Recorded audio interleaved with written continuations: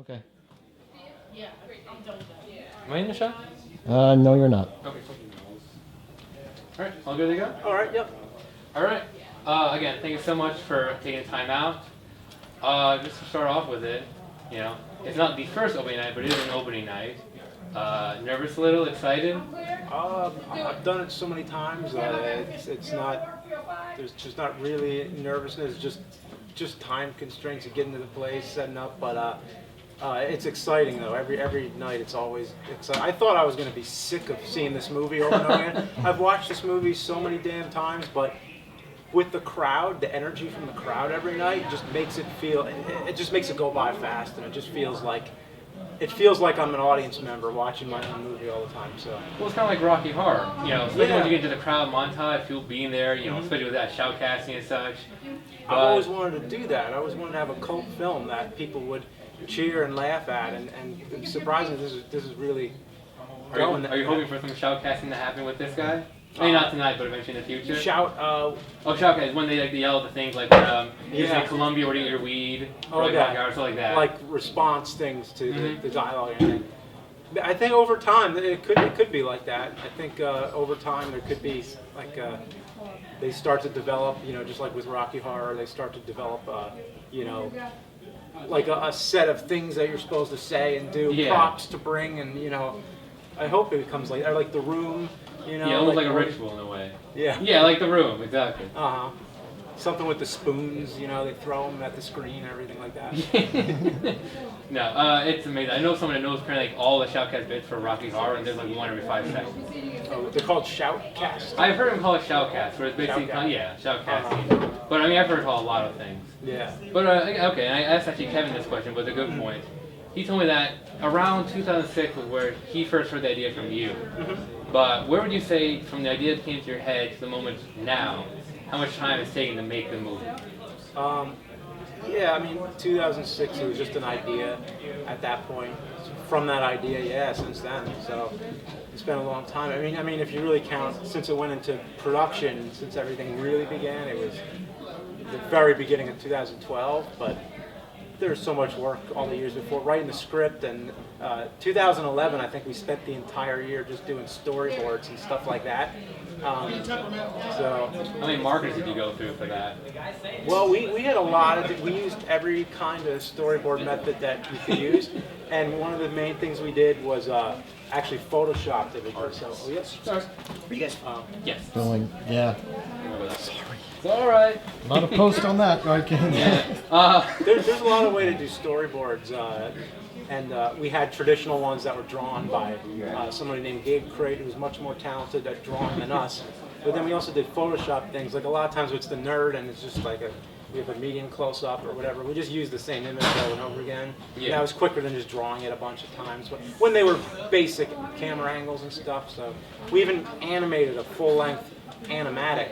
With Photoshop animation and stuff, and whenever we needed another character in it, like whenever we needed somebody to play a character, we would just grab headshots from celebrities and stuff, very South Park style, Was that a bonus that might show up on the DVD? Well, it's 2.5 hours of copyrighted stuff and faces that we don't have the likeness rights to and everything. So I don't think it would really work, but I don't know. You probably won't be seeing it. Should we move it? Let's get through. Yeah. Really sure. No problem. Thanks. No post yeah, it has like lots of temp music. You'll hear. I'm still going. No, that's fine. Oh, it's good. We have Star Wars music in it. We have every major copyrighted theme you could think of in the animatic, which is why you probably will never see the animatic. Fair enough. Unless it was on like I don't know like.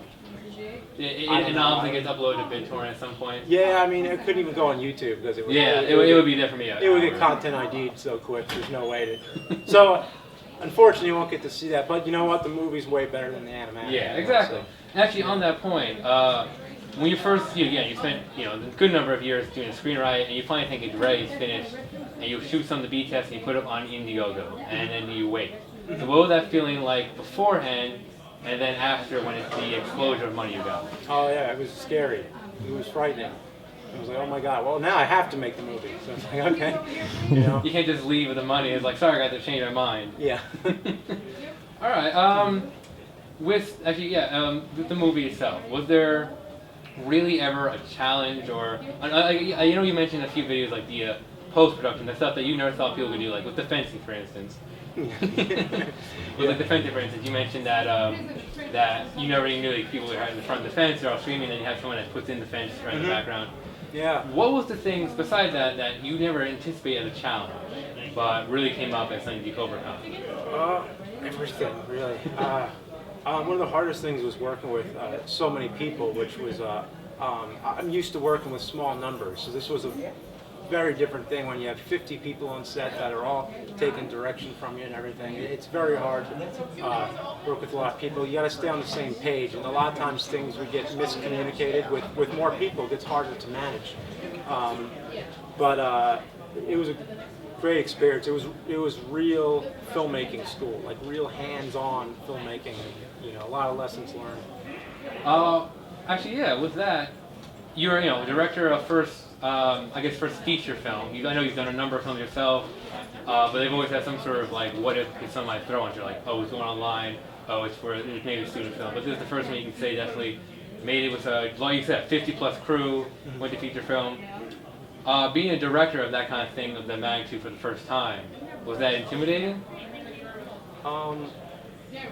It wasn't intimidating really, but it was just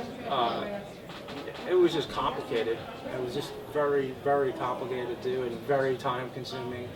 And you think, well, with more people it'll get done faster, but it really didn't. Like I thought, like, oh, okay, well this thing is just gonna, like, everybody's gonna chip in, it's gonna make itself, which they did, but still it took a lot of work on our parts. We had over 80 visual effects artists from all around the world working on the movie. So does that mean how many roughly you were able to, like, I know you put out a recruit, but so you got around 80 people? That was about how many that I think actually did work on it. Yeah. That's amazing. It was a lot of people, and they were great. It was really awesome. And in the end, it was like, wow, I learned a lot of management skills now with working with so many people, and they were motivated, and you keep them working on stuff, and they were happy to do it, and they were doing it just because they wanted to be a part of it, and it was great.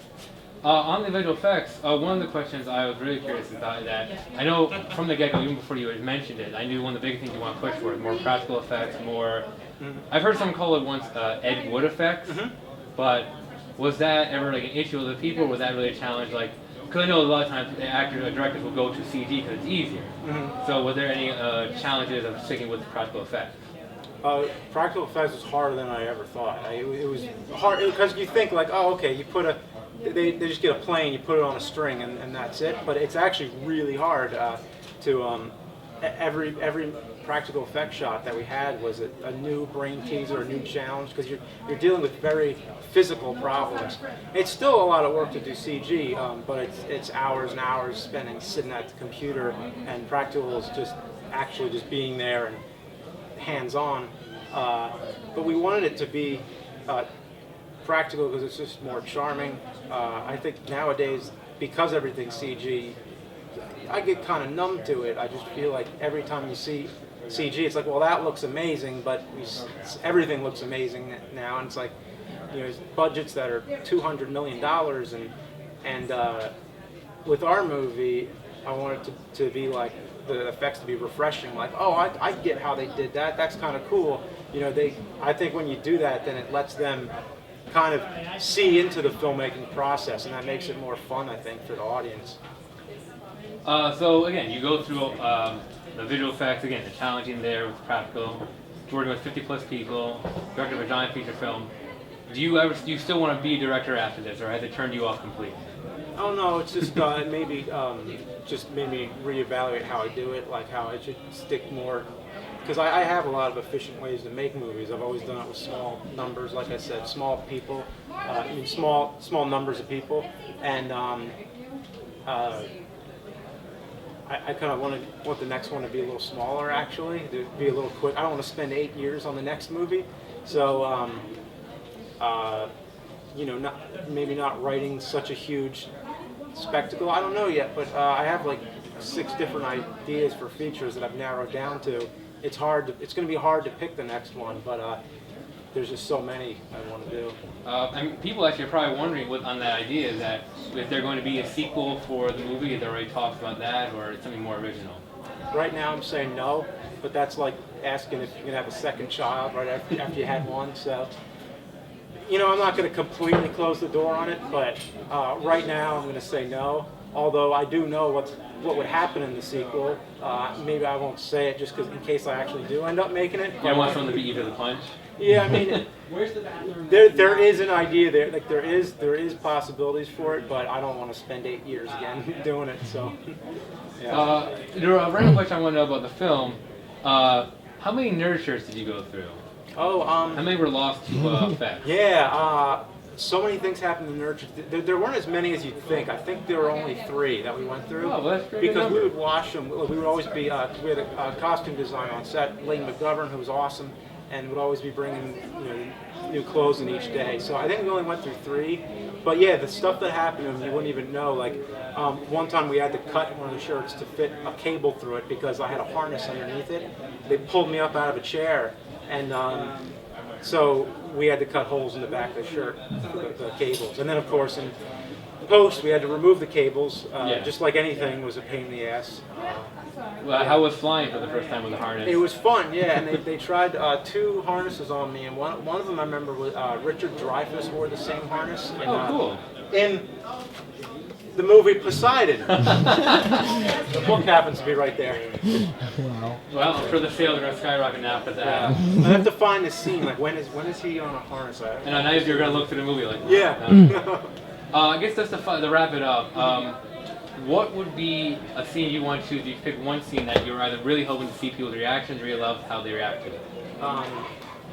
There's a scene in there that's kind of well, it is. It's a big reference to Ninja Turtles 3. Yeah.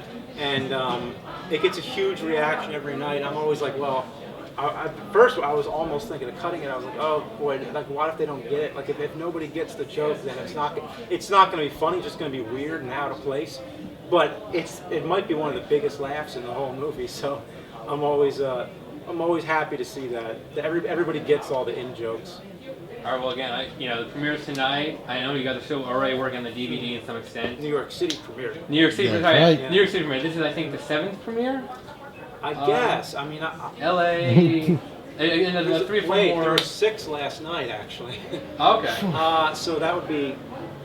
Oh gee. So this is number of many premieres. This might be like 12 or something like that. So yeah, you got 7 premieres, and again, you got to work on the DVD. And everyone should go buy the DVD if they haven't already gotten it through the Indiegogo. But again, thank you so much. Well, the DVD is going to be out hopefully November or December. Oh, fantastic. But yeah, so nobody's bought it yet. It hasn't been sold yet. But Okay. yeah, the digital release we're aiming for September 2nd. And we're fantastic. still working out details with that. Yeah. So the September 2nd should be the date when everybody can see it, And then, because that's quicker to do, 'cause for the DVD and the Blu-ray, we got to get all. Oh yeah, there's a whole bunch of. Yeah, bonus features and stuff. We have tons and tons of. I think the making of documentary might be as long, if not longer, than the actual movie. So we'll see. All right. Well, again, you see here everything you can look forward to, and I thank you so much for the time. I wish you the best with the movie. Okay, thanks. Not as a